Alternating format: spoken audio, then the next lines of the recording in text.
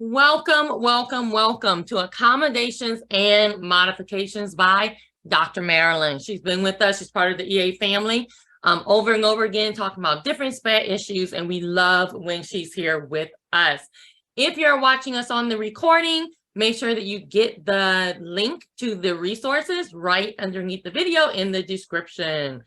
I am Dr. Desiree Alexander. I am the host for today. Woo, woo. I am the founder, CEO of Educator Alexander Consulting, and I'll be the person for our people that are watching us live. I will be taking your questions in the chat, and we will make sure that Dr. Marlyn gets those questions at the end of the session.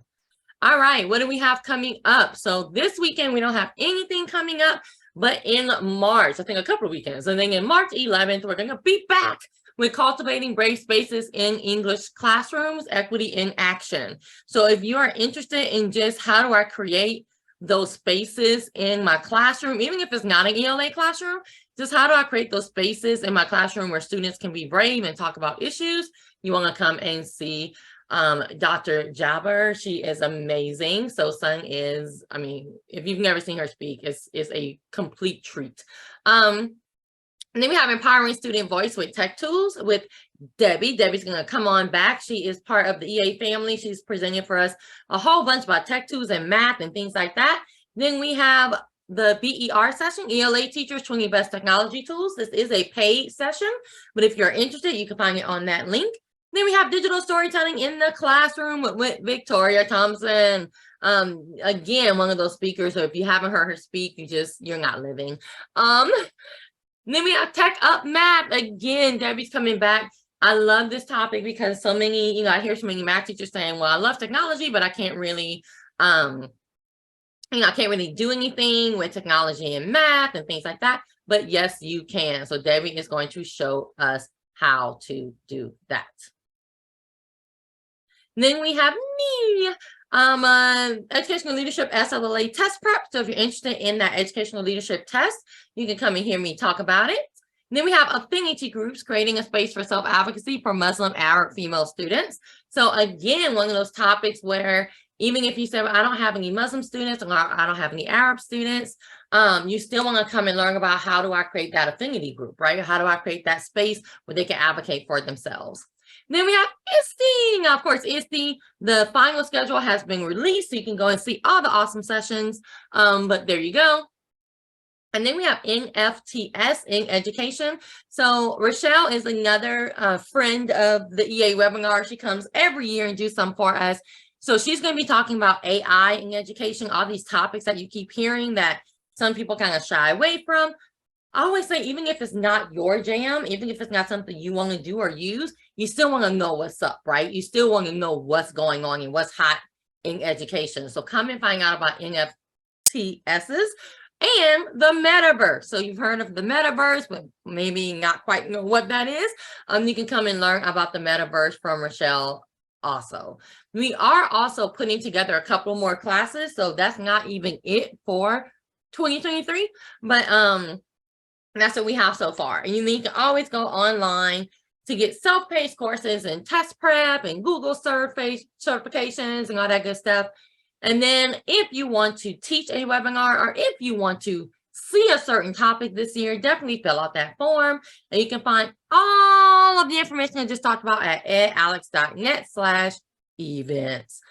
All right. That was a lot of goodness that we have coming up. But today we are here to talk about accommodations and modifications.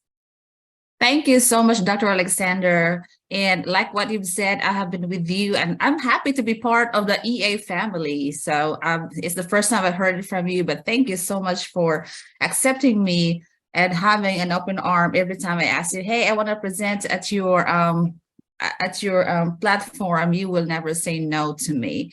And thank you so much for that one. And also, before I would say anything else, I would like to thank everyone who is here at this presentation that I am about to share with you. It's a Saturday morning. It's feel like outside. It's kind of like cool or something, and the spring hasn't sprung yet. And I am grateful for taking your time off to be here to learn things with each other. So here's my presentation. It's all about accommodations and modifications. And if you don't mind putting in the chat as well, I want to know if you're a SPED teacher or if you're a regular education teacher, or the kind of or the nature of the job that you do, because it also matters with how we accommodate and modify our students in the classroom. So that's me right there in the picture. And my name is Dr. Marlyn Pangatungan, and people call me Dr. P, but you can call me Marlyn. It doesn't bother me. So let's start right off with here. For those who have not been in this presentation with Dr. Alexander, getting to know me, who am I? I am an educator. I have been teaching since 2001. I have been into different roles. I have been a kindergarten teacher, then I moved into a special education teacher, an inclusion teacher. Then I was assigned as in a middle school setting, then back to the elementary setting. And I have also experienced teaching in the high school level because my bachelor's degree was in a high school setting.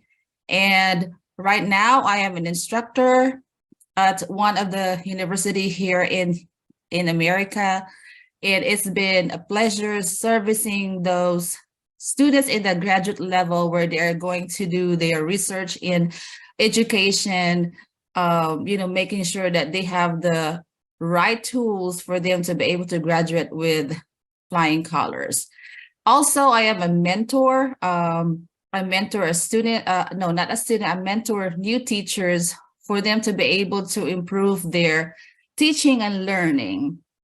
So it's really a great adventure for me being a mentor. This is my second year being a mentor, and you really know much about other people if you just be open to and accepting to each other's differences. It's really a very challenging, but it's a worth doing kind of task for you to be able to share your expertise to others.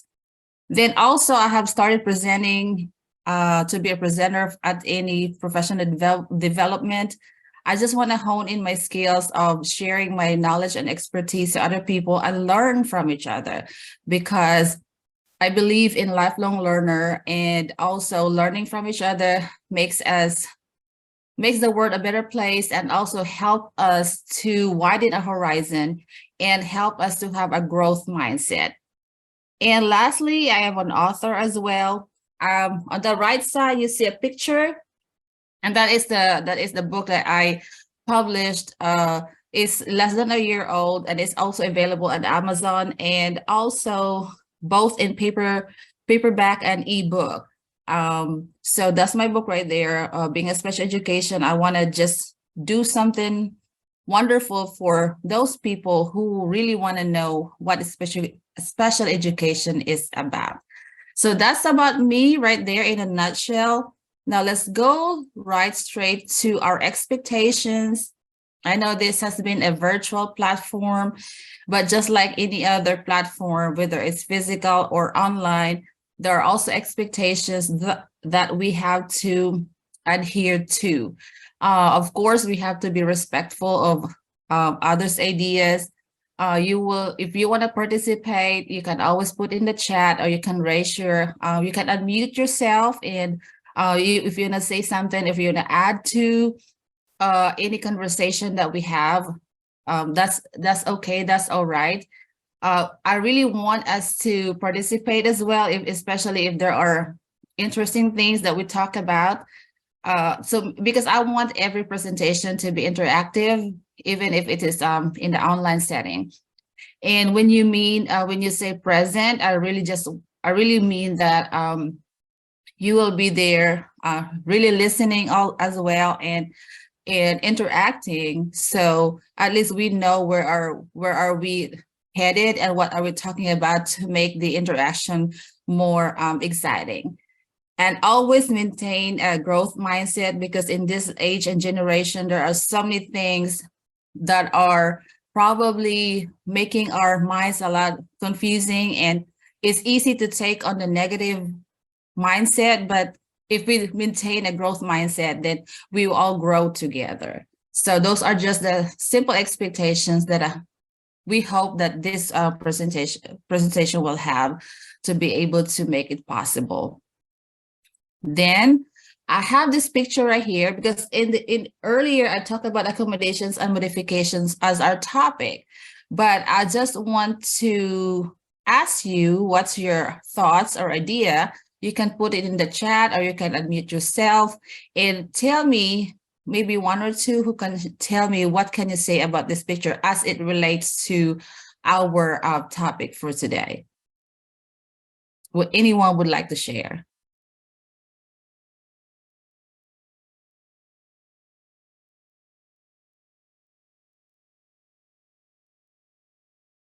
We have one person that said meeting students where they are academically.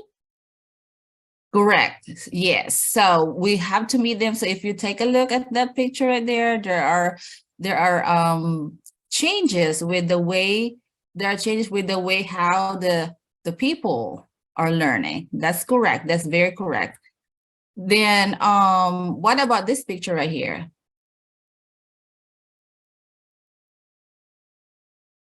It says for a fair selection, everybody has to take the same exam. Please climb that tree. What do you think? What can you say about this?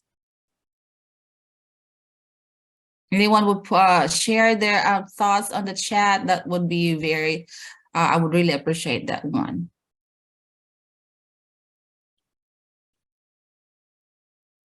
No one would like to share, or maybe I would probably, like in the classroom, I'll probably call people since I have all your names in here. How about that one? I hope you don't mind me calling your name. We have no differentiation and it's not fair. Okay, yeah, it's no differentiation and it's not fair because if you look at the different kinds of animals and if you look at the tree, who would you think can just climb the tree? It's not everybody, right? So it's just right that we have to talk about also talk about differentiation, that because that's going to be part of accommodations and modifications in a little bit. Okay, thank you for those who share their response. We also had one other response that says, it makes me think of asking my students with anxiety to take the STAR MAC practice test, and the STAR test is a state mandated test.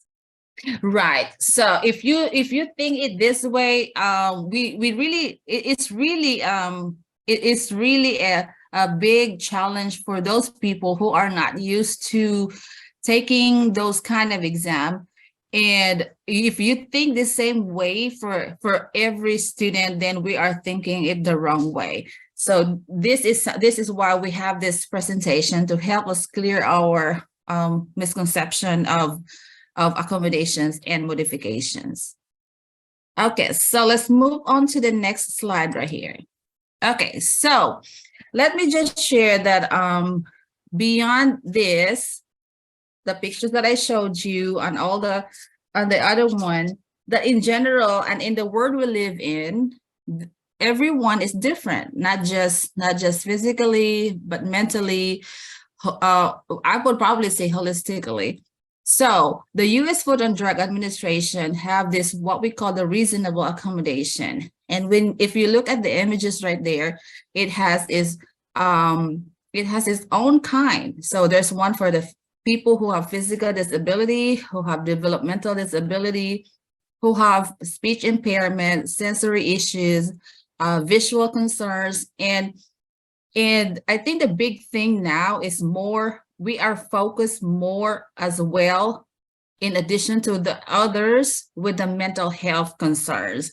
And this is affecting not just one country, but it's affecting the whole world about the mental health issues, especially after COVID time. So when we say about reasonable accommodation, what does it mean?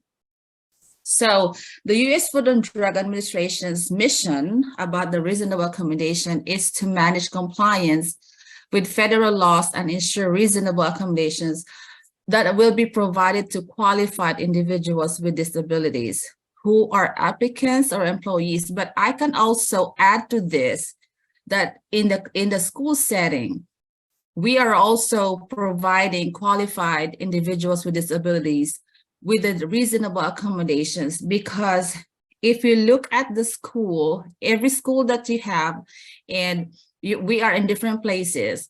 If you look at your school, you have a handicap parking. You also have like the bathroom for those handicapped people. And in our school, I can speak for my school. We also have those children with autism, and they also have their own bathroom in their classroom, but it has a handrail, so they will be fully supported when they're going to stand, to sit down, and all those other things. So the school setting makes sure that they are compliant with the federal requirements.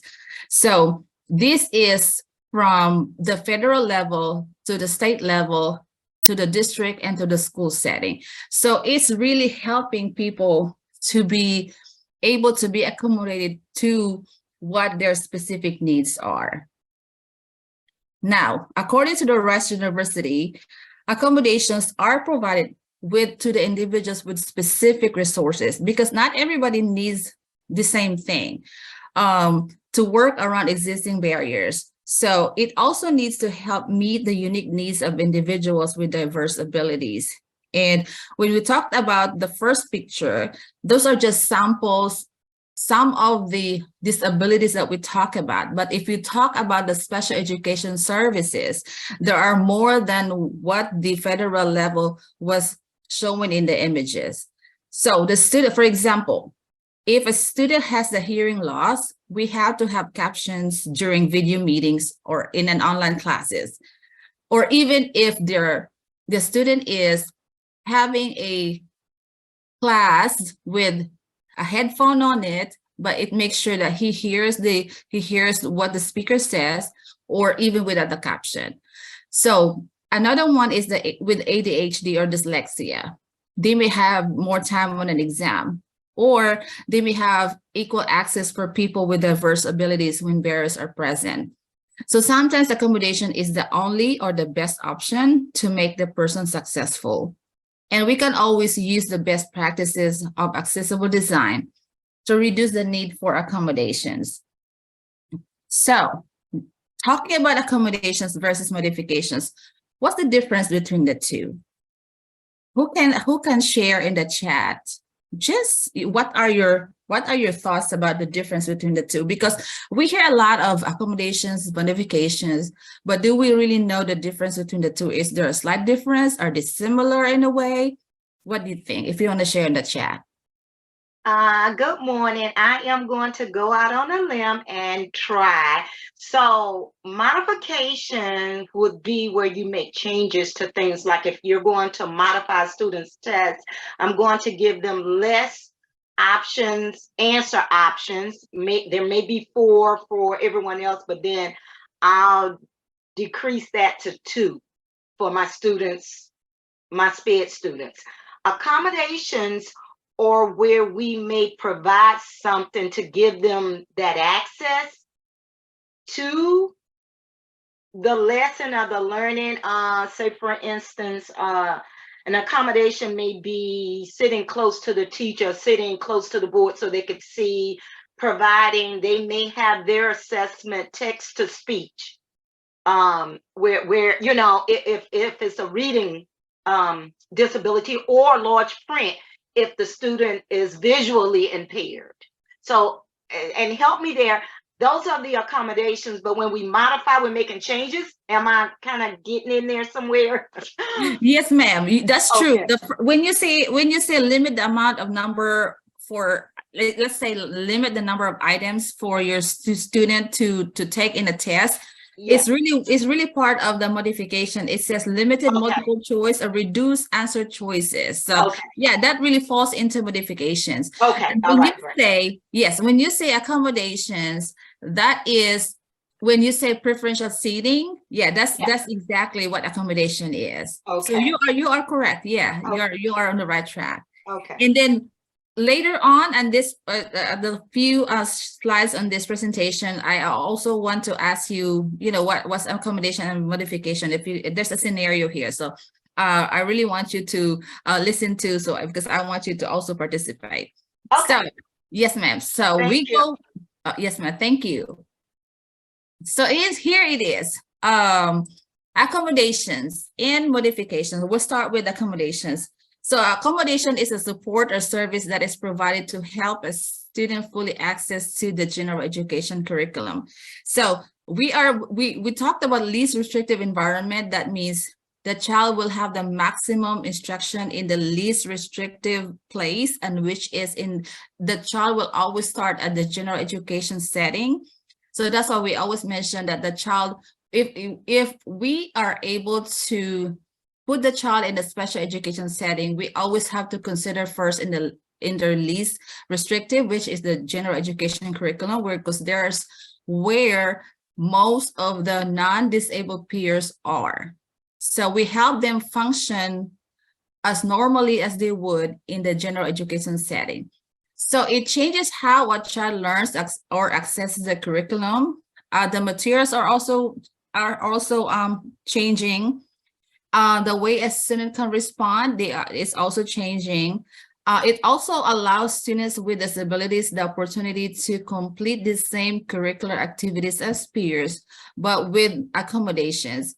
And it helps them impact the objectives of the content or activity. So the thing is, if they are in the general education setting, they are focusing on the same standard, but with this child with disabilities, they have their own accommodations with a little extra that a person who would support the child, or maybe a general education teacher, a para, or an inclusion teacher would provide to help the child access to the same objective, but successful in any way because the child has been accommodated. And it enables the student to bypass the effects of disability. And it helps remove barriers because you are making the child successful in any way possible because of the support that's given to the child. So when you talked about modifications, these are changes to the course content. It will require work or in the instructional level. So basically, it changes what a child is taught or expected to do in the school. And like what was shared a while ago, it's really something that what can we do to modify that's already been there. So it changes the complexity level of information. It modified the course or activities objectives to meet the needs of the learner. And it allows a student with a more significant learning need to experience the same curriculum as his or her peers, but with different learning outcomes. So because there are also choices, for example, the child will take a test, but then if the child is unable to say it clearly, then a teacher might modify it by where a child can just probably say it orally instead of writing paper. So there's still those many modifications that we can do that still make a child successful, but in a different learning outcomes. So the grading criteria is also changing. The rubric may look similar, but it is still geared toward the same standard. But with this one, if we modify it, there may be less criteria or credit that as compared to the other child who has not have any disability, but they are working towards the same standard. So these are the differences between the two, accommodations and modifications. But I am going to also show you the different kinds of accommodations and the different modifications for us to really understand more specifically between the differences of these two. Okay, so looking at the picture right here, the first one was the one I showed a while ago.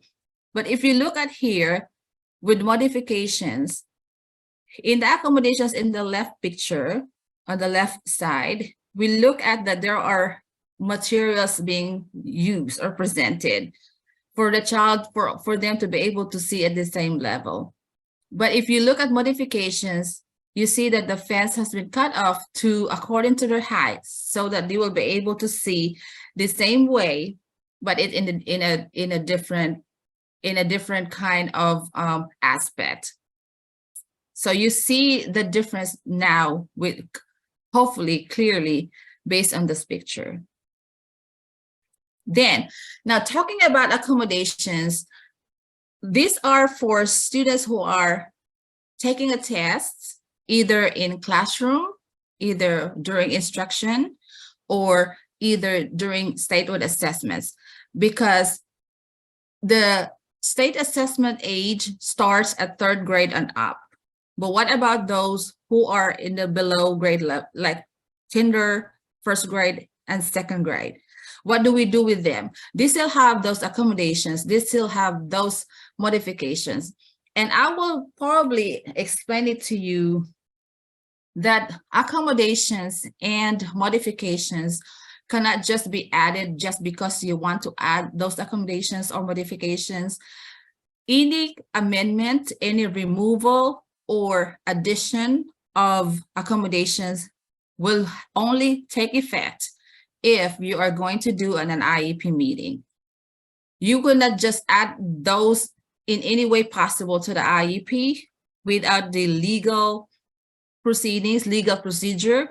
That means in an IEP meeting. So you should have an IEP team. When you say IEP team, I'm talking about the official designated representative. I'm talking about the administration, the regular education teacher, the special education teacher, or if a child has related service providers. We cannot just say, oh, hey, this child needs human read aloud. We can just, put it there. We cannot do it that way. We have to put it in a legal way, in an IEP, so that the parent will also be aware, because these are documentations that will go to the State Department, and we have to follow what's on the mandate. So that's the way we do it with adding or removing accommodations. And also, what I learned throughout the years as a SPED teacher, when we talk about accommodations and modifications, there's a long list of accommodations, there's a long list of modifications, but this always varies with the individual child. We always make sure that the accommodations and modifications are intended for the individual needs of the child. You cannot put everything on the list.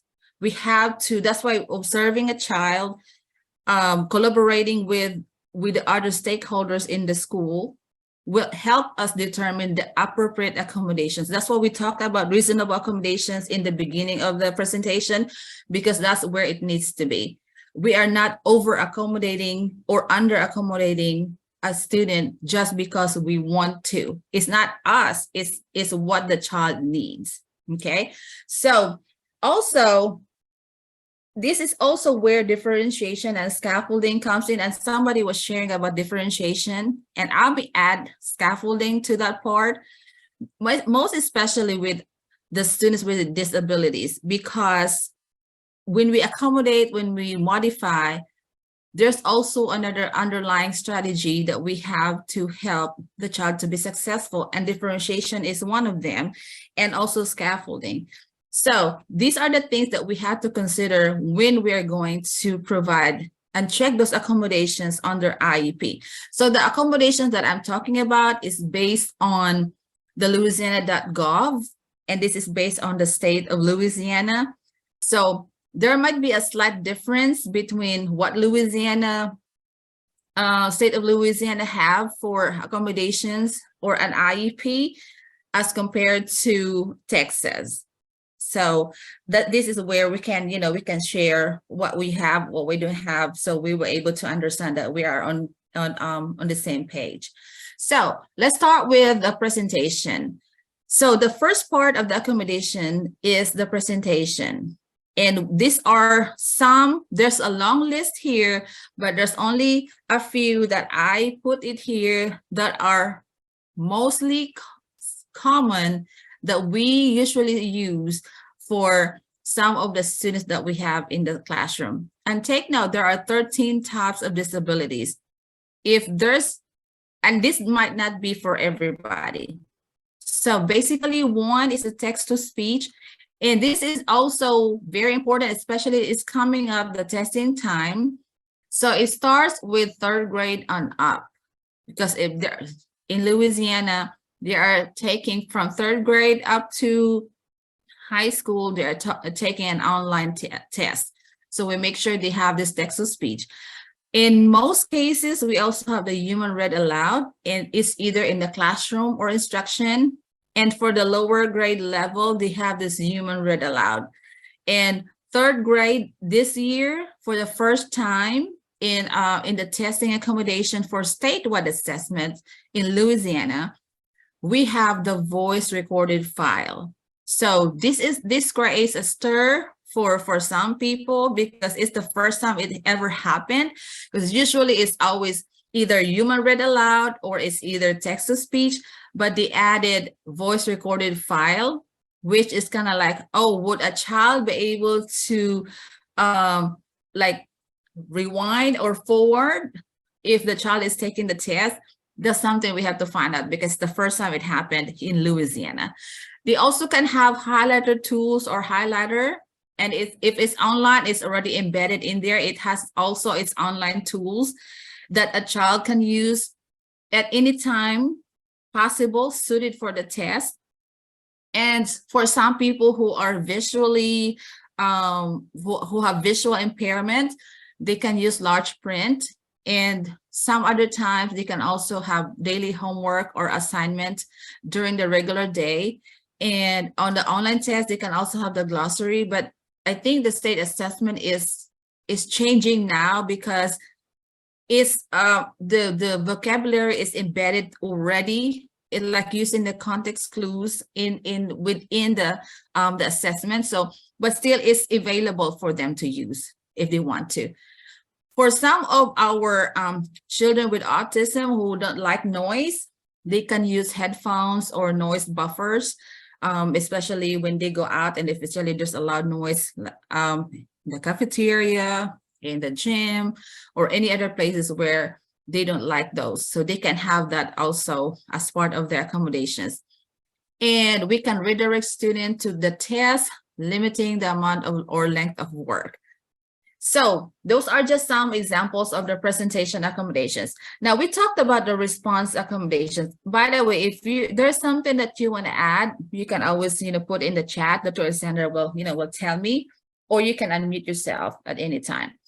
So the second type of accommodation is the response accommodation. So again, this is considering about the different types of disabilities, and in Louisiana there are 13 types. So these vary with disability to disability. So when you talk about communication board, picture exchange communication system, answers recorded, mostly these are for children with autism. And then the speech to text, those are with the SLDs, and the word processors, those are for students who cannot write, but they can use a keyboard, a joystick, calculator, all those other things that can help them with how to respond to the assessment. And the most common here is the calculator. And these are for testing grade, third grade and up. And for the lower grade, kinder, first grade, second grade, they have this manipulatives, hundreds chart, number line, timer. Timer can be for all grade level. It depends on the need. And they might need also graphic organizers. We put it there, but sometimes the graphic organizers are already embedded in the curriculum itself. But this is going to be in addition to what the teacher is utilizing in the classroom. Most of the times they can write on the test.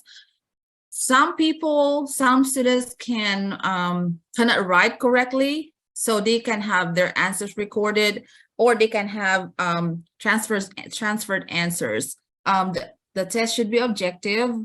The questions can be rephrased, but not on the state assessment. They can have test study guide. Their tasks are shortened. They can have extra credit options. And this extra credit options, this happens most of the times, based on my experience, this happens most of the times when, like at the end of every 9 weeks, a child is failing. And it's like, why did you fail the child? I mean, that the child has services, so and so. And so when we do amend the IEP for failing grade, usually this is what we put, the extra credit options, because there might be other options that the child can probably redo the assignment in a different way, but you can still give credit towards it so the child will not fail. And most of we put hands-on projects in there, but this is not as often as needed. For based on my experience, I don't really see most hands-on projects in there. And the dictionary, thesaurus, spell checker, like what I said years ago in Louisiana, and I'm not sure if it's true in Texas, in Illinois, Maryland. I'm not sure if it's true to y'all, but in Louisiana, previous years, we really have those thick dictionary and thesaurus that, like, for those who have those kind of accommodations, and they will use it. But the way I see it is that it's already embedded, like what I said, the context clues. So it's already part of the online tools since they have the online testing. So those are just some of those response accommodations for our students with disabilities. Okay, then we also have timing and scheduling. So we talk about extended time. We have to increase the amount of time allowed to complete assignments and tests. You can pace long-term projects. They can have extra time for work. They can have prior notice of tests. You can modify student schedule. And for those students who are very active and under health screening, they have like ADHD or ADD, we have to put this allowed break during work periods between tasks or during testing, because that helps them to redirect themselves and giving them recharging themselves every time they have a break. But there's also a question about giving extended time. What are your thoughts about extended time or increased amount of time allowed to complete assignments? I want to hear one or two. You might unmute yourselves, because like in my school or in Louisiana, in my district, there's kind of like a misconception of how much time you extend for a child to be able to get the credit for the score or for the grade. Anyone would like to share? Yes, I work in Louisiana in Tangible Hope Parish District. And yes, we do talk about the extended time a lot, and especially when we're talking about the state assessment. So we understand that with the state assessment, that is time and a half. So whatever that time is allotted to the students for the general ed students to complete their testing, we give that plus half of that for our SPED students. But within the classroom, we try to make it a reasonable amount of time. We do not want to extend it to where we're going to handicap the student, but we want to make it in a reasonable amount of time. And knowing your student, you're going to provide that time and what other supports they have in place to complete that assignment. And I also heard you saying, I was looking at some of the accommodations, and yes, we're getting ready. Right now, we're going through Leap Connect testing. Right. Mm-hmm. So saying that, I've always had an issue with, especially with timing. One thing we can modify where we may provide less answer options. However, those students, those SLD students or OHI students that's taking the state assessment, you still have the 4 answer options to choose from. Right. And I know just transferring whatever support you provided throughout the school year in the classroom to where the students will be able to take an ownership to provide or to apply those test taking strategies during the state assessment. Now, I've seen it be successful sometimes, but right now, no. And because of COVID and the learning gap has widened with those students, I find them struggling more now. It's really a challenge now, especially with testing coming up. We're providing more accommodations and modifying more within the classroom. However, everything cannot be translated to state assessment. It's just a few. So would you say we are somewhat failing the students or setting them up to fail, or what?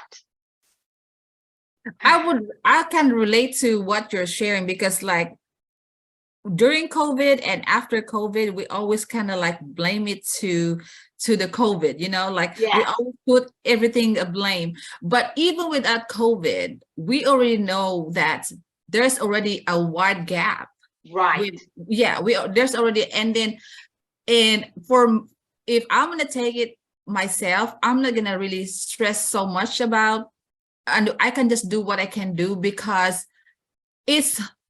we know that accommodations are there. We know that right, we give them the best possible accommodations and modification they have.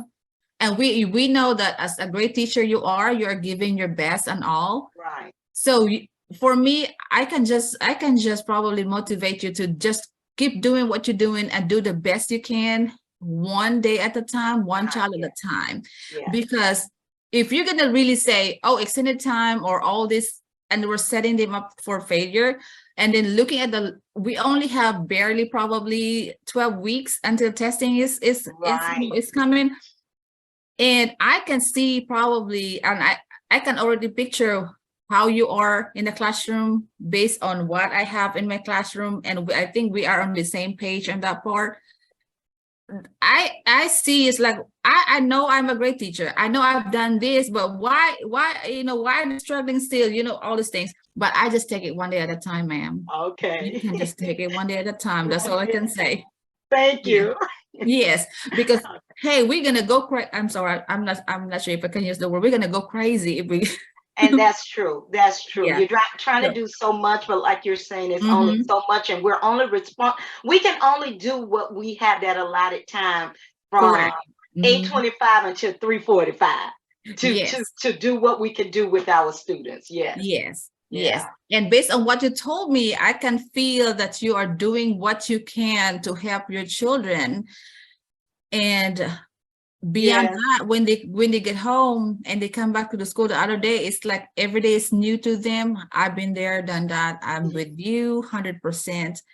Just And do. one more thing, and I know this may be kind of off topic.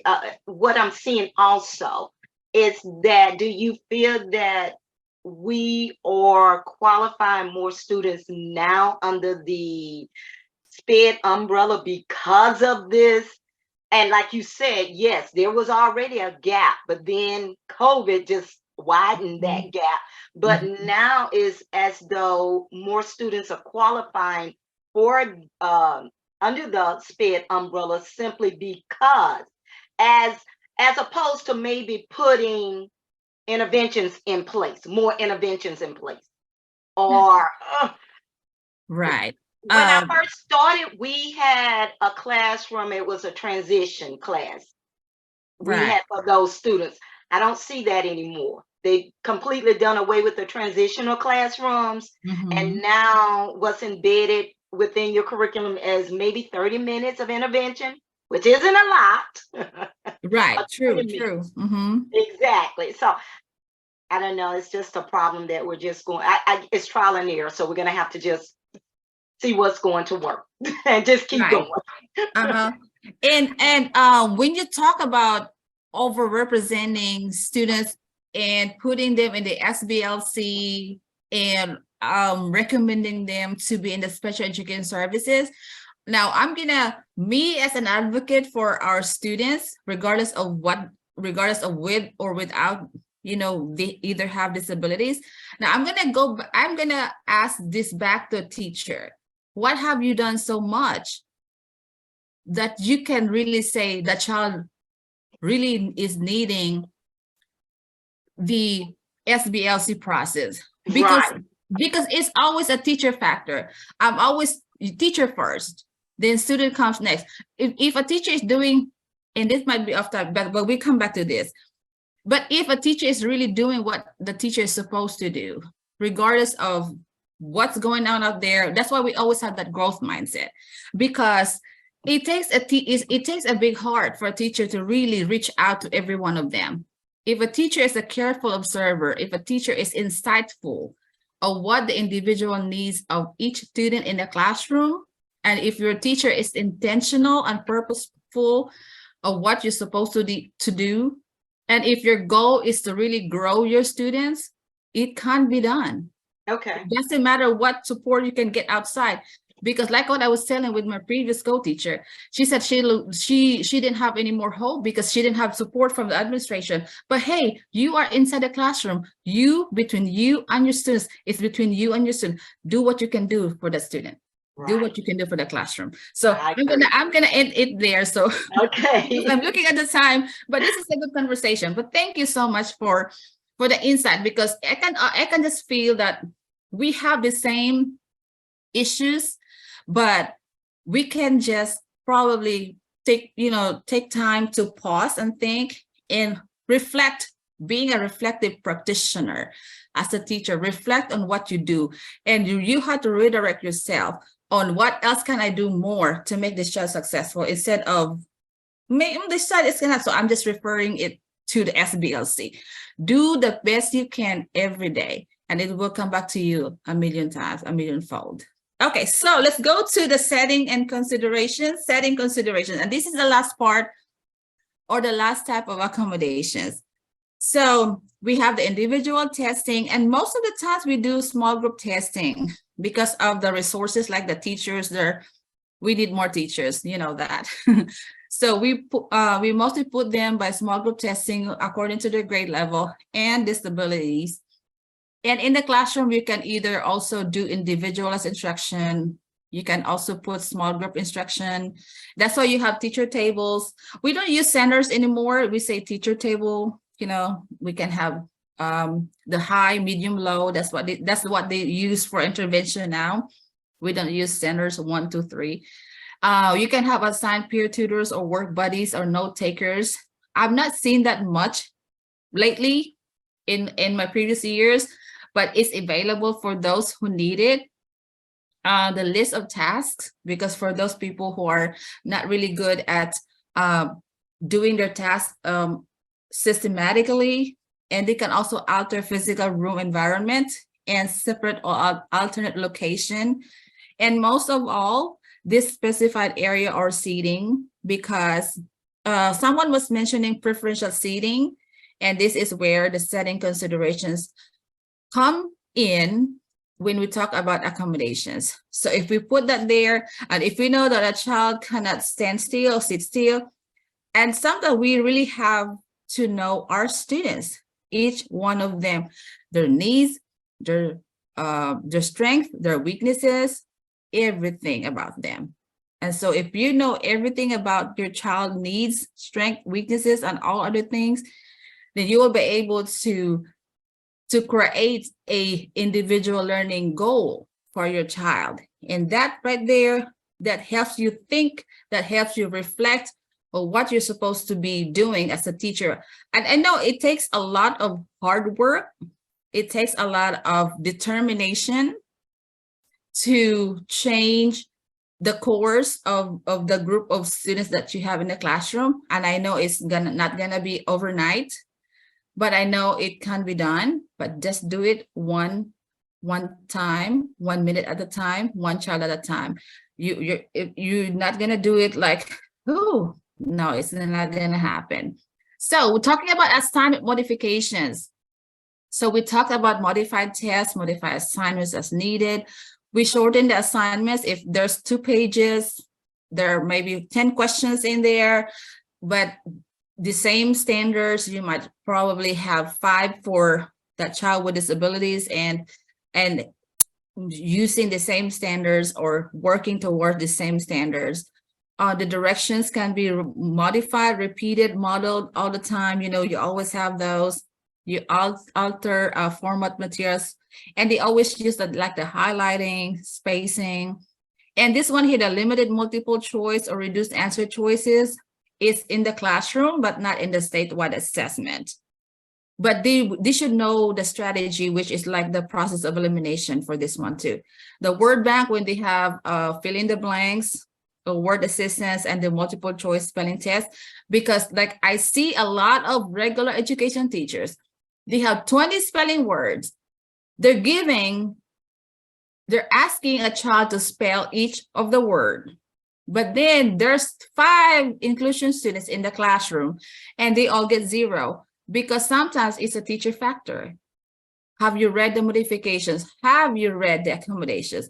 That's why when at the beginning of the school year or every time we have a new assignment, we are giving accommodations and modification copies to them, to the teachers, so they would know how to accommodate. So that at the end of the 9 weeks, at the end of the mid-9 week, you're not failing my child. Because if you're gonna fail a child, we'll come back to you. Have you modified your activities? Have you provided accommodations?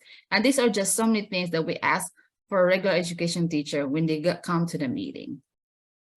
Okay, so that's it for the 4 types of accommodations. Now I'm looking at the time. We only have a few more minutes, but we can probably tell me who wants to have this. You are going to tell me if this is accommodations or modifications.